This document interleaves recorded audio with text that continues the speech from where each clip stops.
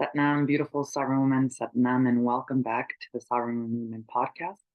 Today, we're diving deep into something that is really, really close to my heart, transforming ancestral depression through the power of Kundalini Yoga therapy.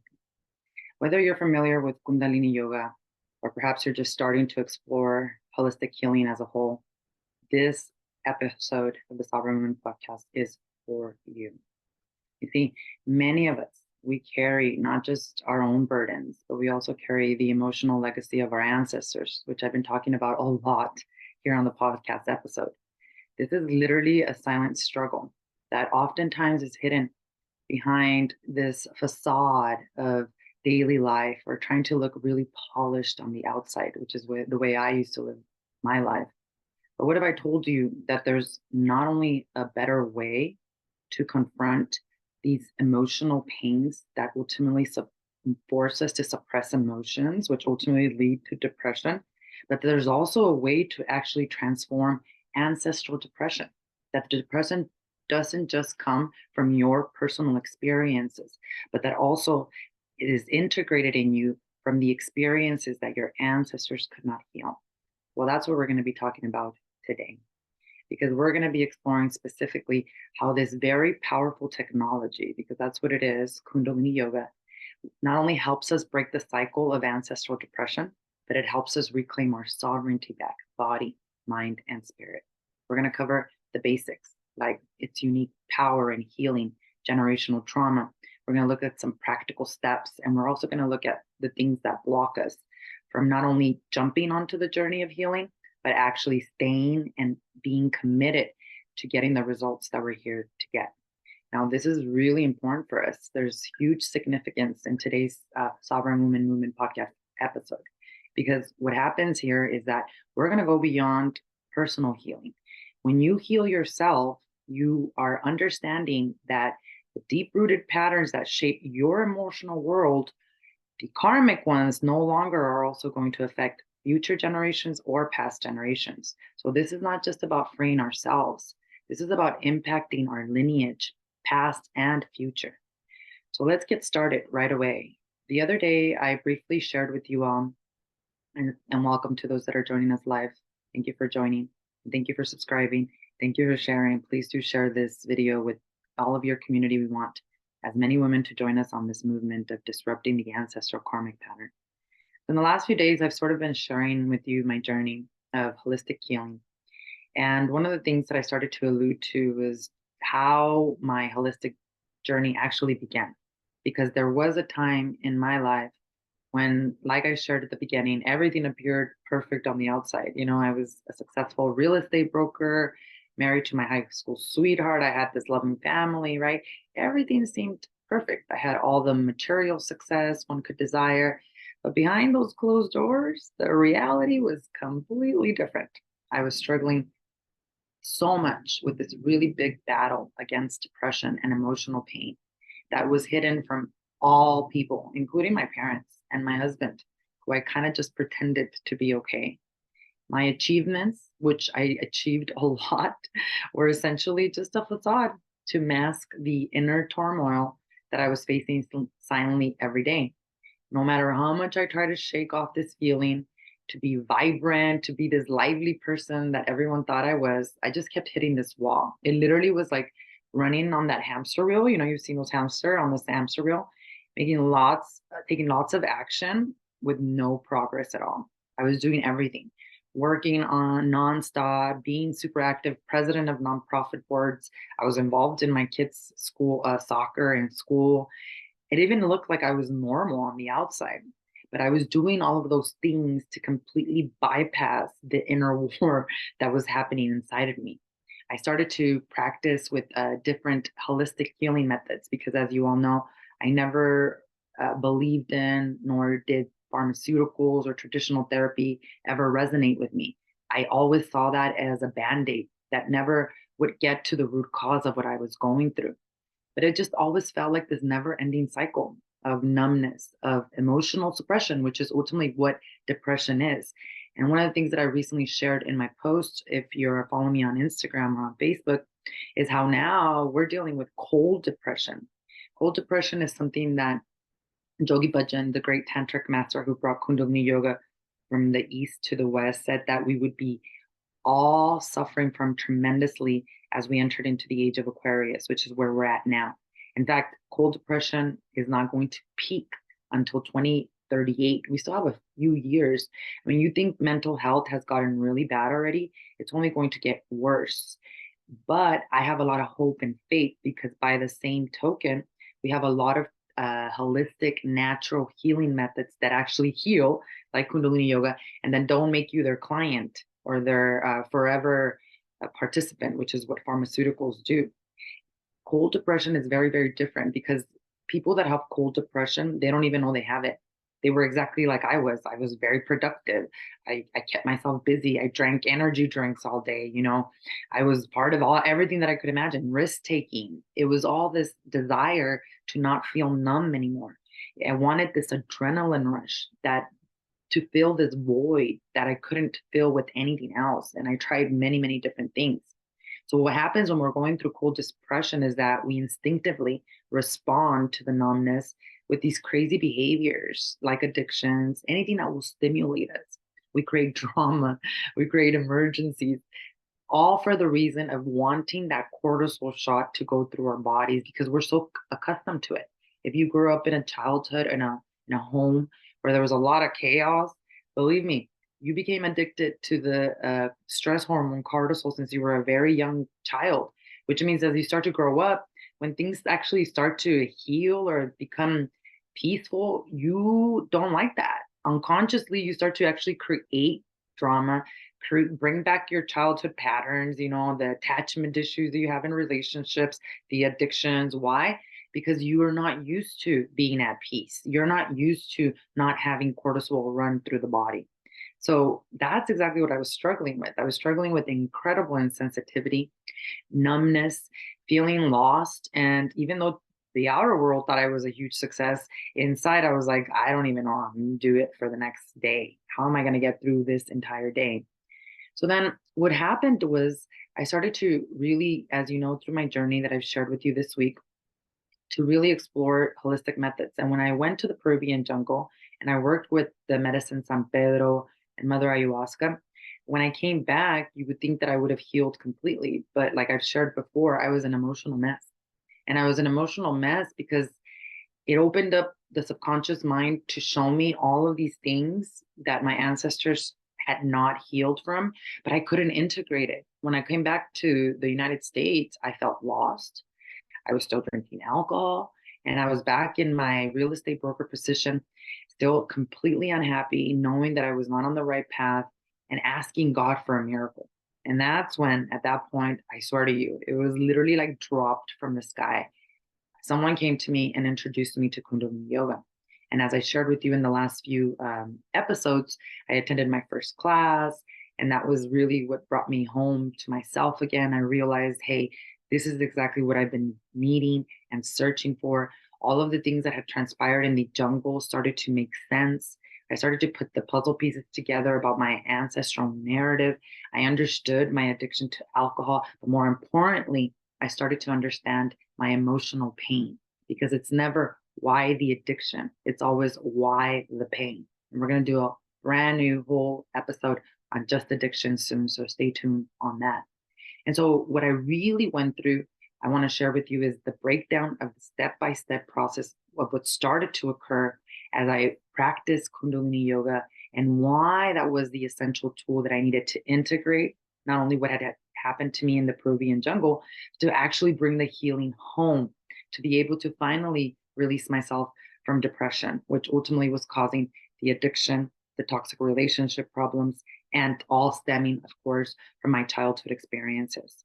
So, what started to happen as I started to practice Kundalini Yoga almost immediately is that I learned to really become aware of my emotional patterns. So, Kundalini Yoga is the mother of awareness. And most of us are actually really afraid of awareness, especially self awareness, right? And the reason that is because when we are courageous enough to have awareness, we realize that not only are we the problem, but we're also the solution.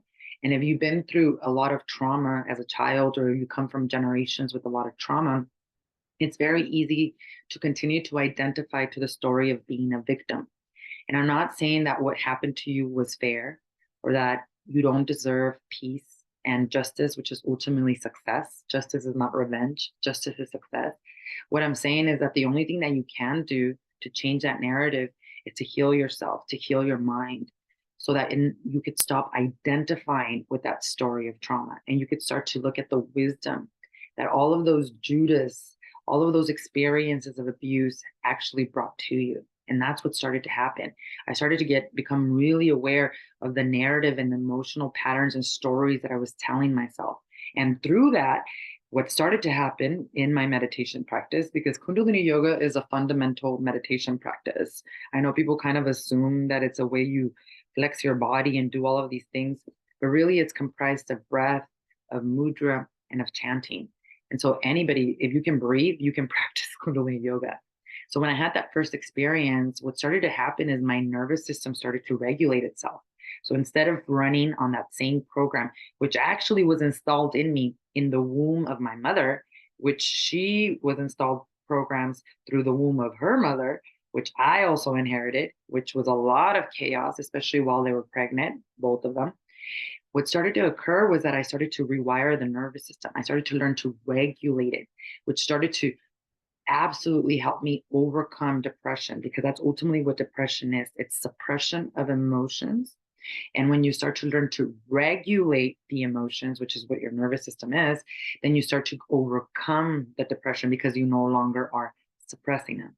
The second step, and what started to happen, was I started to really piece together my family's history through the awareness, started to integrate all these different insights.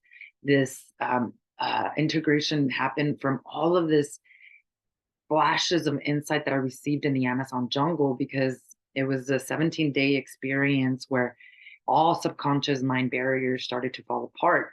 And then I began to really understand how their experiences, my parents, my grandparents, even past ancestors that I had never known because I met them through the ceremonial space in Peru, how they shaped my parents' lives and my life, and how they literally were seeking out for me to choose myself to break these ancestral karmic patterns. So they were like cheering me on, showing me a different path and a different way. Then what started to happen after that was, because of all this awareness, I started to implement these strategies that came to me from Kundalini Yoga and from A Course in Miracles spiritual psychotherapy, which I had already been a student of since 2008. And then I started to teach it in 2018 for 5 years.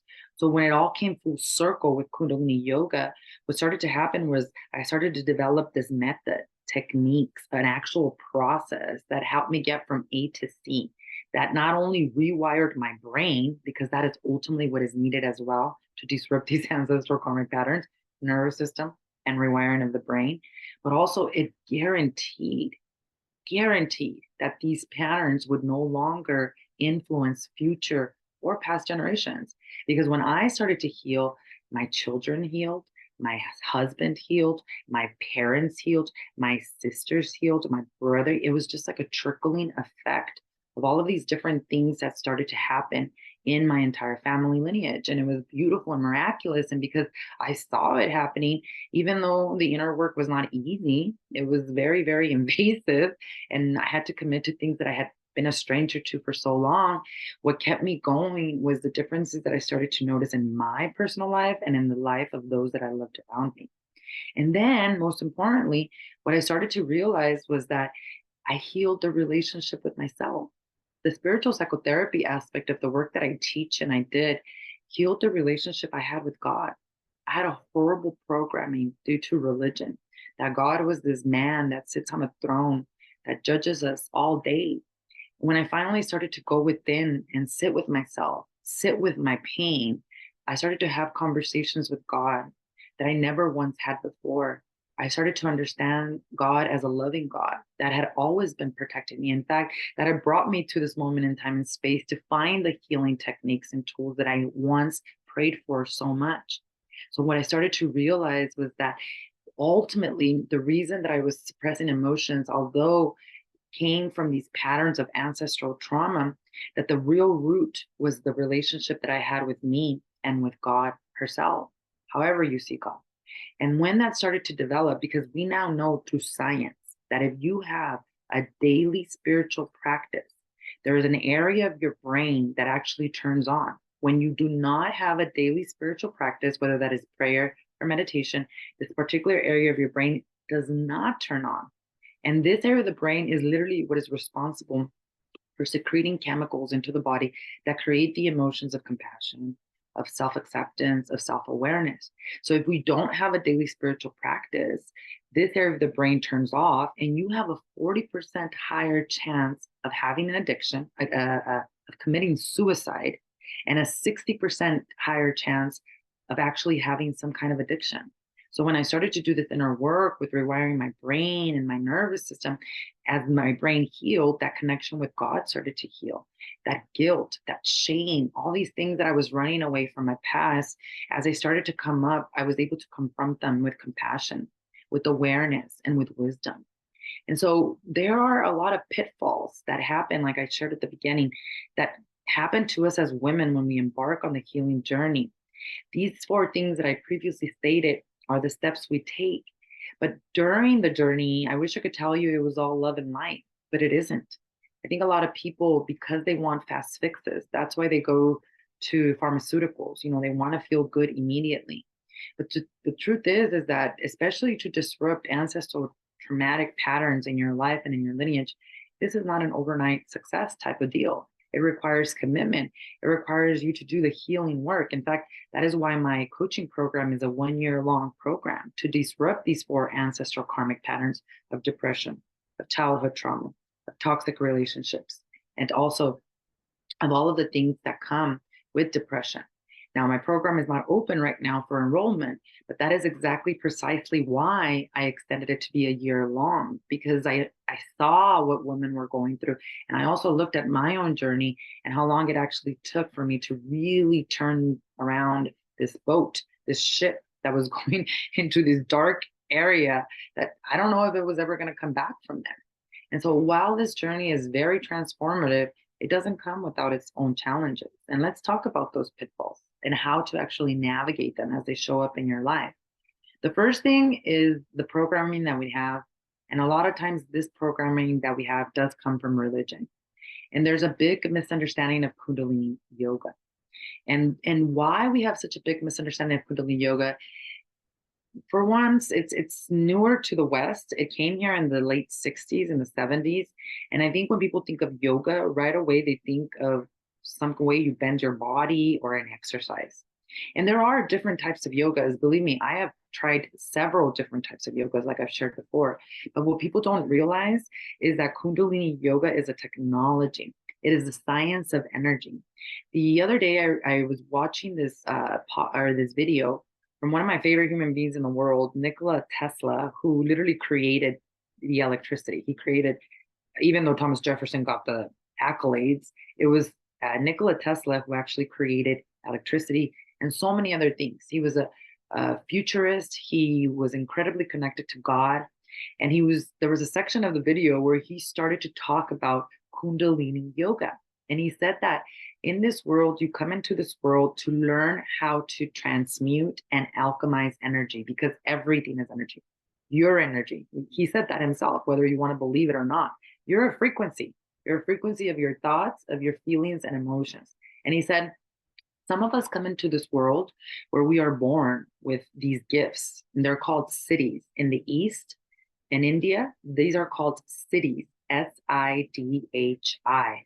And these are gifts that many, like, for example, great sages and saints, like Jesus Christ, like Buddha, Yogananda, many others that I can think of, that were able to basically see the future, or were able to connect to God, talk to God, channel God. He says, Nikola Tesla said that many of us are born with those siddhis. But if you're not born with them, and he was born with many of them, but if you're not born with them, you can actually develop them, and you can develop them through Kundalini Yoga. He precisely mentions Kundalini Yoga in this video and in this interview. And why is that? Because he understood that we are all energy, and that we're here to transmute energy, and that there is a technology and a process to actually do that. And that's why Kundalini Yoga is very different than any other type of yoga out there. It's an actual science of energy that helps you transmute emotions, which ultimately that's what helps you overcome any type of depression or mental health issues. The other thing about the journey that becomes a little bit challenging is that it is not all about love and light.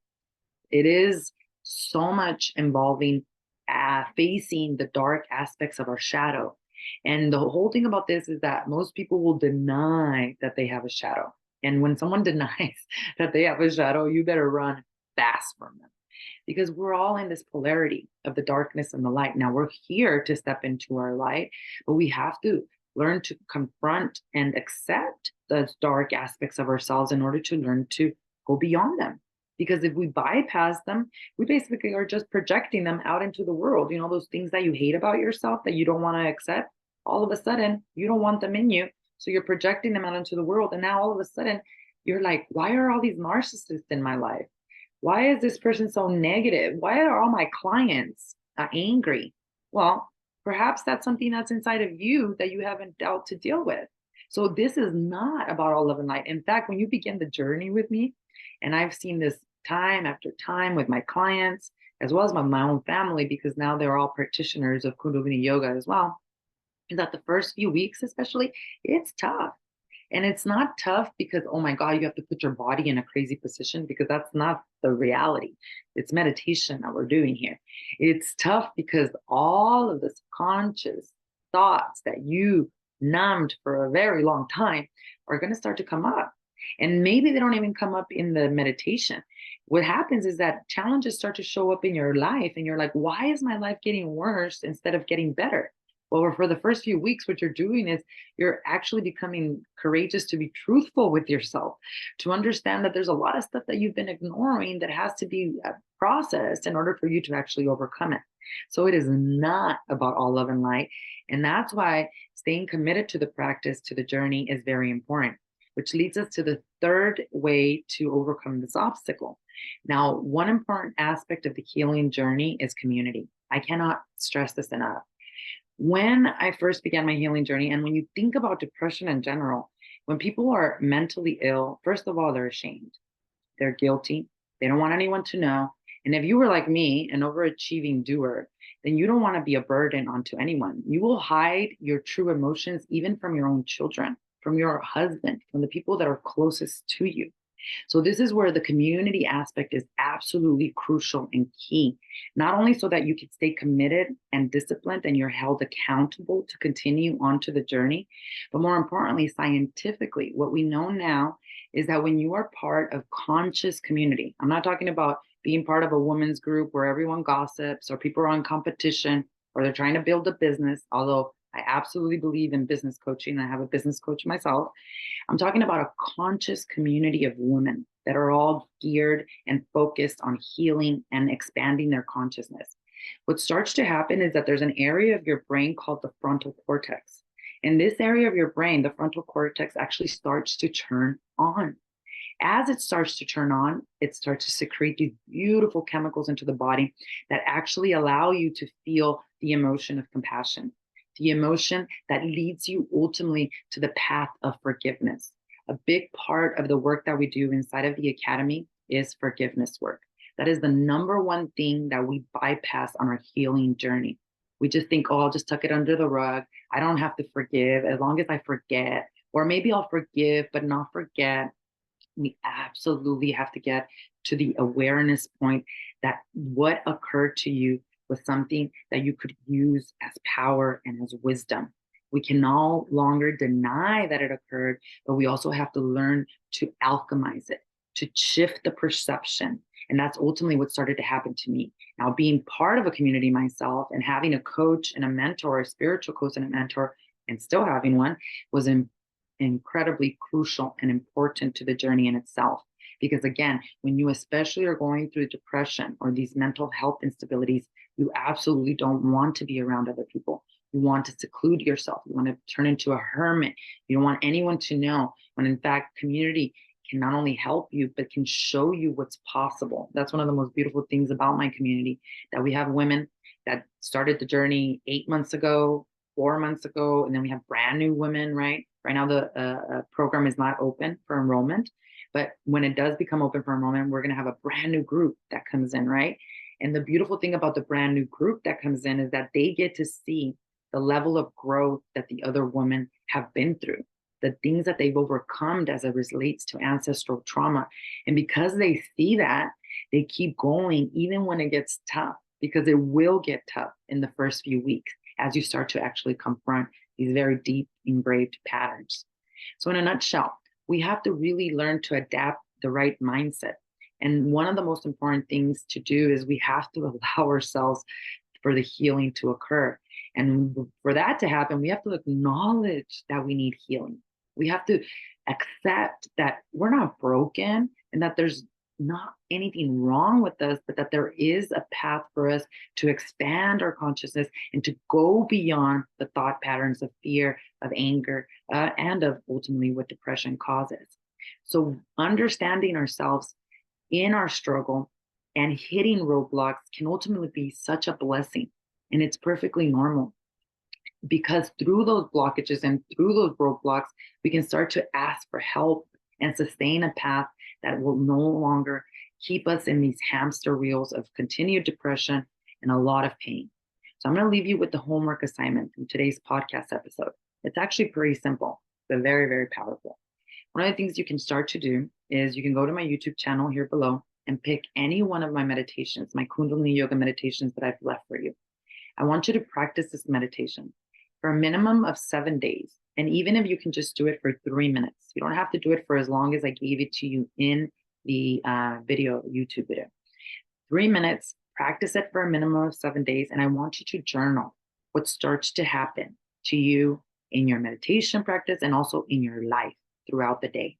And then I want you to get back to me and let me know what were some of the things that you experienced. You see, in the age of Aquarius, teachers are not those that learn from a YouTube channel. There are those that experience the actual medicine, that experience the actual breakthrough or healing. In order for you to really understand what I'm trying to tell you right now, you have to experience the technology. So very simply put, go pick one of my meditations, any one of them, see what calls you intuitively, practice it for 3 minutes minimum, 7 days, journal for those 7 days, and then send me a DM or leave a comment below here on the YouTube channel and let us know what developed. I guarantee you that just with those 3 minutes of the first 7 days, not only will you begin the path of healing, but you'll start to gain a lot of awareness as to exactly what it is that you're actually dealing with. So to summarize, Kundalini Yoga therapy offers us a unique pathway, both the spiritual perspective and in a scientific perspective, to heal ancestral depression, to heal and disrupt the patterns of ancestral traumatic events that our ancestors could not heal from. Now, I'd love to hear from you. If you have any questions, if you have any insights or experiences you'd like to share, please share them below in the comments. Together, we are fostering and building a community of sovereign women who are reclaiming their sovereignty by disrupting the patterns of ancestral karmic trauma in their lives. Thank you for joining me today. Remember that this journey is all about transformation, and not just for ourselves, but for generations to come. Stay strong, stay connected, stay sovereign, and keep exploring the healing journey within you. Satnam. I'll see you tomorrow.